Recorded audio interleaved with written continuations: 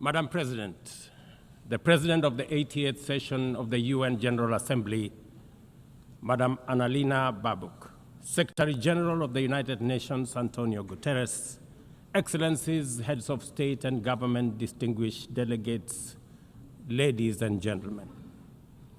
I congratulate you, Madam President, on your election to preside over the 80th session of the UN General Assembly. Madam President, you can count on Kenya's full support throughout your tenure as you steer the Assembly into the future. Ladies and gentlemen, 8 years ago, in the aftermath of the unprecedented global destruction and devastating war, the international community came together in hope. They created this organization, the United Nations, as a shield against the horrors of war, as a platform for dialogue, and as a bridge to a better, fairer, more secure global community. What is often forgotten or not mentioned today is that the United Nations grew out of the failure of the League of Nations that existed between 1919 and 1945. The League of Nations did not collapse for lack of good intentions or noble objectives. Formed at the end of the First World War and as part of the Treaty of Versailles, it was humanity's first attempt to build a permanent international organization to stop aggression and war and bring nations together. Its ambitions were to achieve collective global security, disarmament, peaceful dispute resolution, and cooperation on humanitarian and social issues. Despite these ideals, the League of Nations failed. The United States never joined, other great powers came and went, and without enforcement authority, its condemnation carried little weight. When Japan invaded Manchuria, when Italy marched into Ethiopia, and when Hitler openly defied its rules, the League stood by, helpless and powerless. By the late 1930s, its credibility had collapsed, and with the outbreak of the World War II, it was rendered irrelevant. Madam President, this history is both a lesson and a warning. Institutions rarely fail because they lack vision or ideals. More often, they drift into irrelevance when they do not adapt, when they hesitate to act, and when they lose legitimacy. To remain relevant, institutions must be reimagined, must be reformed, renewed, and aligned with emerging realities. 8 decades ago, the founders of the UN sought to correct the failures of the League of Nations by creating a stronger, more inclusive organization anchored in the principles of, and I quote, "We the people of the United Nations, determined to save succeeding generations from the scourge of war," end of quote. Today, we are gathered for the UN at 80. The question is unavoidable.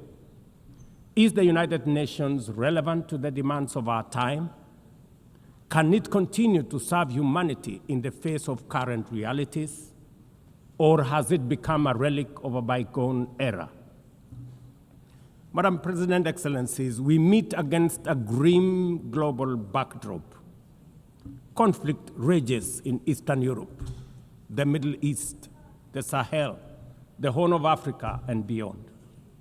Climate disasters grow fiercer by the day.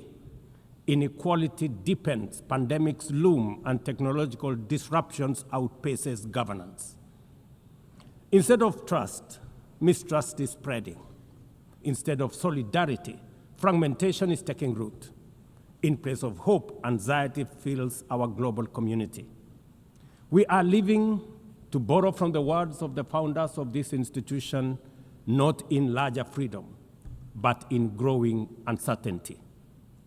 At this moment of turbulence, when we most need a strong United Nations, the organization faces its deepest crisis in credibility and capacity. Funding cuts have paralyzed its operations. Bureaucracy has slowed its response. The Security Council remains frozen in the post-war structures of 1945, unable to act inclusively, with fairness, and with speed. Ladies and gentlemen, I can, however, state with absolute conviction that the United Nations has been one of humanity's greatest achievements. For 8 decades, it has held back the specter of global war, calmed conflicts from Cambodia to Liberia, and stood guard in some of the world's most dangerous places through the courage of its peacemakers and peacekeepers. Few institutions in humanity's history can claim such a legacy. The United Nations has stood at the front lines of humanitarian crisis, from famine relief in the Horn of Africa to emergency shelter for millions of Syrian and Ukrainian refugees. It was at the forefront in the eradication of smallpox, coordinated global responses to HIV and AIDS, Ebola, and COVID-19, and continues to champion universal vaccination. Its agencies have advanced women's rights, protected children, safeguarded refugees, and set global norms on everything from disarmament to climate action. The UN Sustainable Development Goals remain a shared blueprint for human progress. These are achievements no nation could have achieved alone, however rich, however great, or however powerful. And yet, every institution, no matter how noble its origins or impactful its legacy, must adapt to changing times or slide into irrelevance. Today, the United Nations stands at a crossroads of renewal on one hand or decay on another. Put differently, after 80 years, the rhymes of time are calling on us to reimagine the original promise that inspired the founding of the United Nations, and that is the quest for global peace, development, and human rights. But this call must now be answered in a global context that is profoundly different from the post-war era in which the UN was conceived then. We would be denying the cold, hard truth if we say that the United Nations is delivering as it should. On peace and security, its voice is too often drowned by the rivalries of great powers, while some nations simply ignore its resolutions and do as they please. Too often, the UN's blue helmet, once a symbol of moral authority, no longer commands the same respect. From the conflicts in Gaza to Ukraine, to the crisis in Sudan, DRC Congo, Somalia, and the Sahel, we see actors proceed undeterred by the United Nations calls. Excellencies, ladies and gentlemen, Kenya speaks from the experience of a nation deeply invested in multilateralism. For decades, we have placed our troops and police in harm's way for peacekeeping missions across Africa and beyond, from Somalia to Democratic Republic of Congo, from South Sudan to most recently in our neighborhood here in Haiti. Over the past 15 months, we are proud to have led the multinational security support mission in Haiti, not because it has been easy, but because solidarity is the essence of the United Nations. Madam President, the mandate of the MSS mission is coming to an end in a few days. As the lead nation, allow me to briefly share our experiences, the successes and the challenges, as both a cautionary tale and a living lesson about the strengths and weaknesses of the current global security governance architecture. For far too long, the people of Haiti called out to the world. Too often, their pleas were met with silence, hesitation, or half measures. Haiti became a tragic reminder of what happens when the international community looks away, prevaricates, or offers half-hearted support. When Kenya responded to the quest for the Haitian authorities, it was in the belief that we were joining a genuinely multinational effort. We welcomed and fully embraced Resolution 2699, by which the United Nations Security Council authorized the MSS with Kenya as the lead nation. Drawing on our decades of peace support operations, we stepped forward, stepped up, and deployed our officers to confront the rampant menace of gang violence in Port-au-Prince and its environs. Madam President, ladies and gentlemen, the mission has operated in a volatile environment under enormous constraints. It has been underfunded, under-equipped, and operated below 40% of its authorized personnel strength. Our police officers have valiantly shouldered responsibilities without the full logistical support that would accompany any mission sanctioned by the United Nations. Despite these challenges, and against all odds, the MSS has delivered results many thought were impossible. The presidential palace, once under siege from gangs, is today restored as the seat of government. The police headquarters and the police training center, once overrun by gangs, are now secure, with the academy resuming the training of new police officers, over 700 of whom graduated a few months ago. Schools that have been shattered by violence have reopened, with children back in class, learning and progressing. Roads once manned or blocked by gangs have now free-flowing traffic. Cases of kidnapping and extortion have reduced sharply. The airport and the seaport, once surrounded by gangs, are now abuzz with normal operations.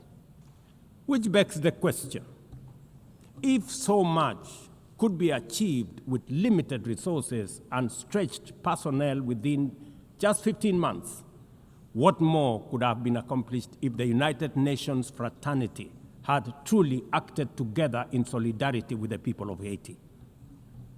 From this podium, I wish to assure all partners and actors that with the right personnel, adequate resources, appropriate equipment, and necessary logistics, Haiti's security can be restored.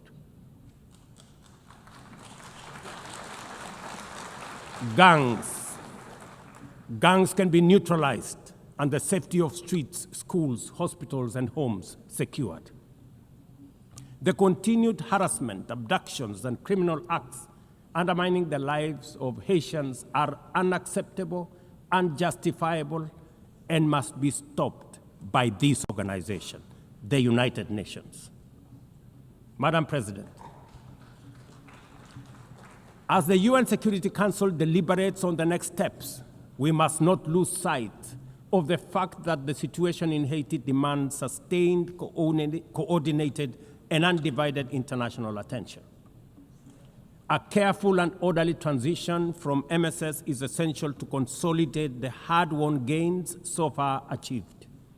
I urge the Security Council and all partners to remain steadfast in ensuring that Haiti moves forward on a path of peace, stability, and renewal. Ladies and gentlemen, on human rights, our principle is clear and unwavering. The protection of civilians and respect for humanitarian law cannot be applied selectively. We cannot condemn suffering in one place and turn a blind eye in another. Kenya is gravely concerned by the humanitarian catastrophe in Gaza and by the immense suffering of civilians caught in the devastation of disproportionate military operations. At the same time, we call for the unconditional release of Israeli hostages. In line with the Africa Union and United Nations resolutions, we also call for a permanent ceasefire, for strict adherence to international humanitarian law, and for the launch of a credible political process. Only through such a process can the vision of a two-state solution be realized, where Israel and Palestine live side by side in peace, security, and stability. Kenya is equally deeply troubled by the worsening humanitarian situation in Sudan, where innocent citizens are caught in the crossfire of a needless war. We fully endorse the Quad, comprising Egypt, Saudi Arabia, the United Arab Emirates, and the United States, in affirming that there cannot be a military solution and that only political dialogue offers a viable path forward. We join the Quad in urging all parties, including SAF, RSF, and the external actors, to respect Sudan's sovereignty, unity, and territorial integrity, and firmly reject any attempts to divide the country, reaffirming our unwavering support for a unified Sudan for the benefit of all its people. Excellencies, distinguished delegates, those who look to the future with a clear vision know that climate change is not only the single greatest threat of our age, but also one of the greatest transformation opportunities of our time. The global stocktake has made it plain that the world is off track.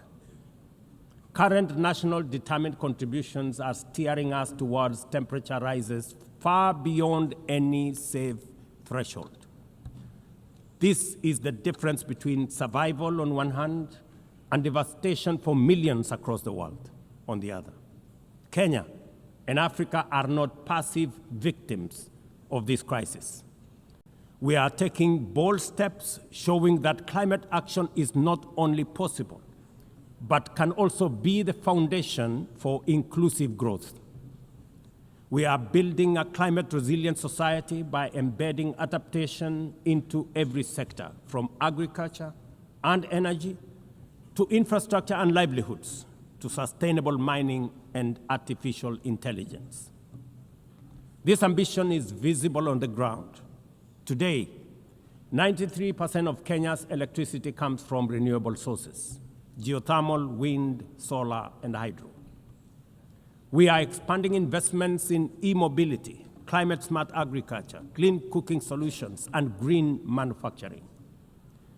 We are also pioneering nature-compatible solutions such as sustainable waste management and circular economy interventions. Africa, too, is uniting its voice. In 2023, in Nairobi, we hosted the inaugural Africa Climate Summit, where the continent adopted the Nairobi Declaration on Climate Action and Call to Action.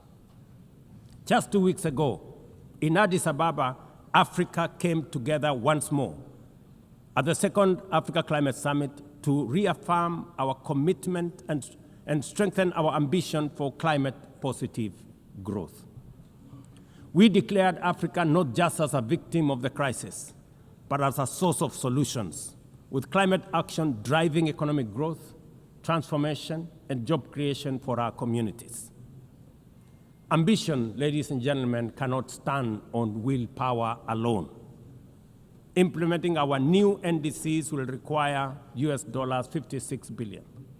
That is why we call on the global community to unlock the US $300 billion agreed at Baku, and to accelerate negotiations towards the new $1.3 trillion goal under the Baku-Belém roadmap. Without affordable finance and without reform of the international financial architecture, the promise of climate action in Africa will remain constrained. Madam President, in the aftermath of World War II, the Bretton Woods institutions were created to stabilize the global economy and rebuild war-torn Europe. At that time, their design reflected the power and interest of the victorious nations, who were also their primary shareholders and beneficiaries. The IMF was tasked with upholding the gold standard exchange rate system, while the World Bank was established to finance Europe's reconstruction. Both have since evolved into development finance institutions, but their structures, decision-making, and governance remains dominated by wealthy nations. Today, the global context is vastly different. The global standard collapsed 5 decades ago, and Europe has long since been rebuilt. Yet, the governance of these institutions has not kept pace with needs of a multipolar world, especially the needs of poor and developing nations. The mismatch between shareholders and stakeholders has become starkly visible. For instance, during the IMF's recent allocation of special drawing rights, 64% went to wealthy nations. Just imagine, 64%. With little need for liquidity support. They didn't need the money anyway, but they got 64%. While the poorer countries received just 2.4%. What a disconnect. The imbalance highlights how the very institutions meant to safeguard global finance stability often perpetuate inequality and instability. I have argued, and I say it again, that the current global financial architecture punishes poor countries with high interest rates and enormous conditionalities while rewarding rich nations with lower interest rates and softer lending rates. Its rules, priorities, and allocation mechanisms consistently favor those already prosperous, while trapping vulnerable economies in cycles of debt, high borrowing costs, and inadequate access to emergency support and concessional funding. It is imperative to transform these institutions into genuinely independent, apolitical global bodies that their operations are aligned with their global mandate. Such a shift would democratize decision-making, restore credibility, and allow the IMF and the World Bank to serve all countries fairly rather than reinforcing old hierarchies. But Africa is not merely waiting for external prescriptions. We are taking bold and deliberate steps to strengthen our financial independence, safeguard our stability, and accelerate our development. Kenya, for instance, fully endorses the establishment of the Alliance of African Multilateral Financial Institutions, launched with the Africa Union in February 2024. This alliance brings together our homegrown banks, Afrexim Bank, the Africa Finance Corporation, the Trade and Development Bank, Shelter Africa Re, Africa Development Bank, Africa Trade and Investment Development Insurance, and ZEPRI, institutions that embody Africa's determination to mobilize resources, finance trade, and build resilience on our own terms. At the same time, the Africa Union is championing 3 transformative institutions: the Africa Central Bank, which will issue a single currency and free our trade from dependence on foreign money; the Africa Monetary Fund, positioned to stabilize our economies and give us true financial sovereignty; and the Africa Investment Bank, designed to mobilize resources for infrastructure, industrialization, and integration that Africa needs to rise. And to complete this vision, the Africa Credit Rating Agency, one that understands our realities, values our uniqueness, and tells our story with fairness and truth, has already been established. Excellencies, as we mark the 80th anniversary of the United Nations, Africa also marks 20 years since the Ezulwini Consensus and the Sirte Declaration, the 2 historic milestones that establishes the common African position on UN Security Council reforms. For 2 decades, Africa has spoken in one voice, demanding justice, equity, and representation in the highest organ of global governance. This demand, however, continues to be ignored deferred, or endlessly debated to the detriment of both Africa and the legitimacy of the United Nations itself. You cannot claim to be the United Nations while disregarding the voice of 54 nations. It is not possible. Africa is no longer willing to wait on the margins of global governance while decisions about peace, security, and development are made without our understanding, without our perspectives, and without our voice. Africa's exclusion is not only unacceptable, unfair, and grossly unjust, it also undermines the very credibility of the United Nations, this organization. Africa dominates most of the Security Council agenda, provides some of the largest contingents of UN peacekeeping forces, and bears the heaviest costs of instability. Yet we remain the only continent without a permanent seat at the main table where decisions about our destiny are made. Africa deserves, ladies and gentlemen, at the very least, 2 permanent seats with full rights, including the right to veto, and 2 additional non-permanent seats on the United Nations Security Council. The world must understand that reforming the Security Council is not a favor to Africa or to anybody. It is a necessity for the United Nations' own survival. If the United Nations is to remain relevant in this century, it must reflect today's realities, not the post-war power arrangements of 1945. Madam President, despite the stated and evident weaknesses of the United Nations, it still remains humanity's best chance at global solidarity. No other institution has the universal legitimacy or convening power of the UN. From coordinating humanitarian relief in times of war and disaster, to mobilizing the global response to COVID-19, to driving consensus on climate change through the Paris Agreement, the UN has consistently shown that the world can achieve together what no nation can accomplish on its own, however mighty or great or powerful. As Doug Hammarskjöld, the UN's Second Secretary General, once observed, and I quote, "The United Nations was not created to take humanity to heaven, but to save it from hell." End of quote.